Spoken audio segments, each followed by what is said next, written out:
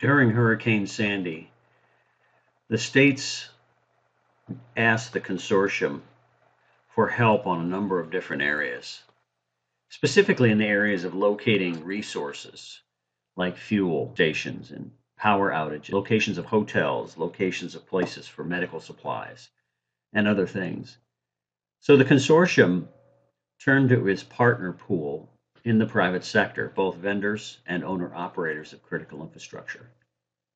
And in a very short time, because of the trusted relationships that we had in place over the last 8 years, the consortium was able to provide 5 different services that supported the state of New Jersey and New York City and other affected states in their response effort.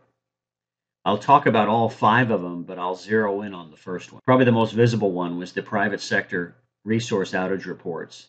These reports were provided via a spreadsheet and a daily email that listed thousands of food locations, fuel, pharmacy, hotels, ATM machines, credit card machines, and so forth, and their up and down status. This information was captured from the private sector, which uses this every day as part of their daily business. So we worked with them to remove some of the legal challenges, some of the competitive challenges of sharing that information. And it became a very valuable source of data in the first 5 or 6 days to both FEMA and the states as well.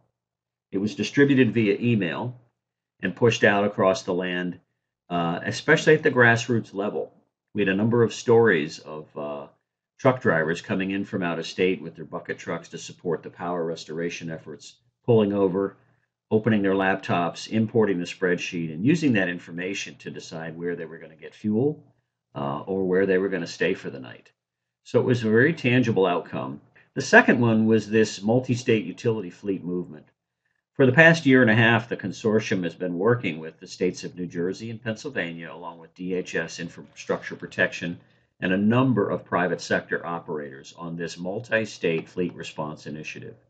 Its design was to look at what are the processes that each state use as that the private sector needs to know about before they enter that state. The relationships that were developed over the last year and a half were employed during Sandy. Very quickly, one of the private sector power companies contacted the consortium about toll booths and the ability to move trucks quicker through these toll stations. Based on the relationships the consortium had, we contacted a number of people, set up conference calls, got them talking, verbalized a possible workaround, documented it, circulated that document via email to all the parties who agreed, then disseminated that information out to the private sector truckers who then moved very quickly into the process.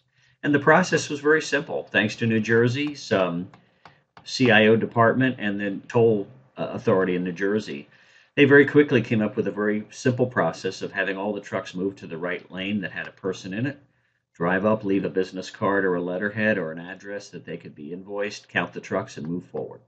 There was also a toll-free number provided by New Jersey Toll Authority to reconcile billings after the event. This had a significant impact on increasing the flow of vehicles through the toll stations without robbing the toll revenue from the state, and it worked out very well. And we understand now FEMA is using that policy for their utility fleets now, still moving in and out of that area.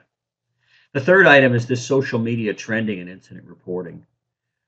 2 weeks before the Hurricane Sandy struck, a pilot project ended, which had been going on for 90 days, to use social media as a tool to help emergency managers get situational awareness from public source social media. This had brought together about 60 companies in the state of New Jersey to focus on for 90 days. Very good relationships and connections were developed. However, there was no big event that triggered that social media pilot into a keen area of interest. Well, a few days after the pilot shut down, Hurricane Sandy arrived, and very quickly, our partner Cyvalence agreed to provide support during Sandy. They expanded the report searching not just for emergency management issues, but they started looking for law enforcement, public safety, and other related issues like stranded citizens and looting and so forth. One of the best stories that came out of that, we had dozens of them, but one of the best stories that came out of that was I believe it was a man stuck on the Toms River and the water was rising. He was tweeting for help. Phone calls are one-to-one, tweets are one-to-many, And so he was tweeting. One of the analysts at Surveillance caught it, called the New Jersey State Police. Just by chance, there was a chopper in the air over the Toms River. So they found the coordinates. The analysts found the coordinates of where the tweet had come from, and they moved the chopper into position and rescued the citizens. This is an example of how social media served as early warning for state police and response officials to capture information maybe before they even knew it was out there. Very effective service that was offered pro bono, if you will, to the state during this event. The fourth one was this regional rail status reports. Through our partnership with the rail community that started over a year ago, New Jersey and the rails, along with several other states, had been working together to share information about planning and so forth. Through that, we developed a relationship with the Association of American Railroads. What they agreed was to include the consortium on their distribution of their alerts and status reports. This was extremely helpful for commuting and bringing essential personnel into the area. The rail community responded very quickly, and the information they provided us, we forwarded on to our owner-operators in states to help movement of freight and people quicker throughout the storm. And lastly was locating of housing. This became a big issue 4 or 5 days into the event. FEMA had requested, hey, do you guys have anything with housing? So due to some other projects that we had been working on through the Regional Catastrophic Planning Grant, we were able to get them in touch with people that do this for a living in the private sector, and ended up providing thousands of homes, if you will, in the New Jersey area and New York City as well. So these are 5 services, if you will, that were provided in response to the storm, all coming from private sector operators and vendors that are partners within the consortium. And what the consortium did was just expedite the process. So the next slide shows what is the role of the consortium. We very quickly determined the requirements.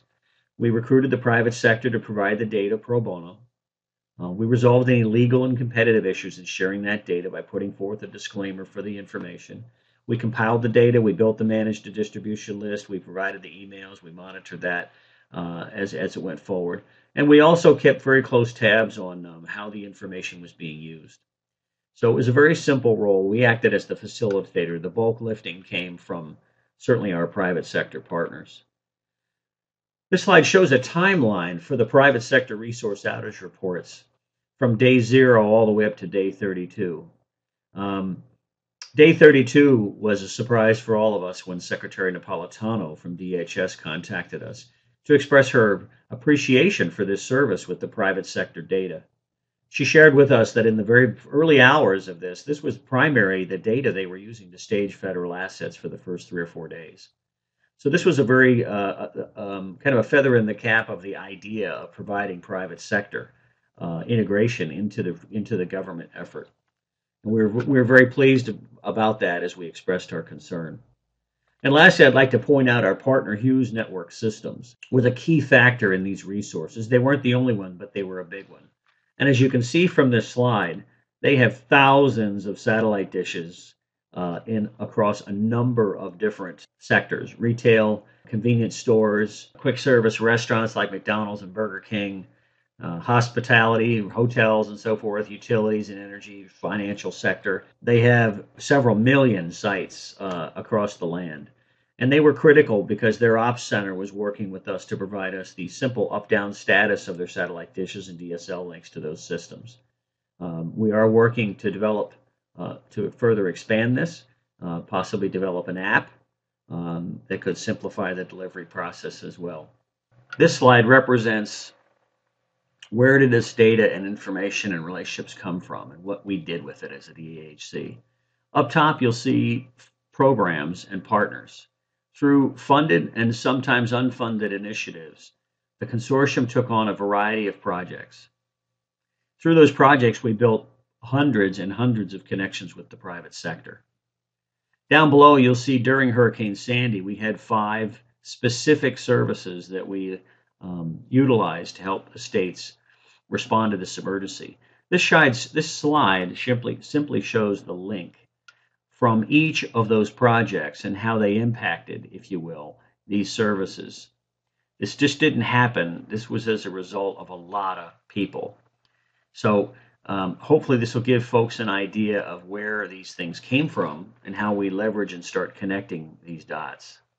Lastly, if you visit our website, you'll be able to download a a PDF file that shows the various projects that the consortium was working on and all of the organizations that helped contribute to this response. The consortium's role is really to manage this network of people, and all of them do different things and contribute in different ways from the private sector. What we learned during Sandy was that the consortium very quickly moved from a state-guided, vendor-supported organization into a sector-focused organization that supports government integration with the private sector. This is very important because without getting in the way, we were able to provide information into government's processes that had a significant impact, was recognized both by the states, FEMA, and DHS as a very important capability. And we stumbled into it, quite frankly, working to solve the problem and utilizing our private sector folks who always want to help. They don't quite know where to plug in at the appropriate times. Hope this information has been helpful. Please visit our website for more information.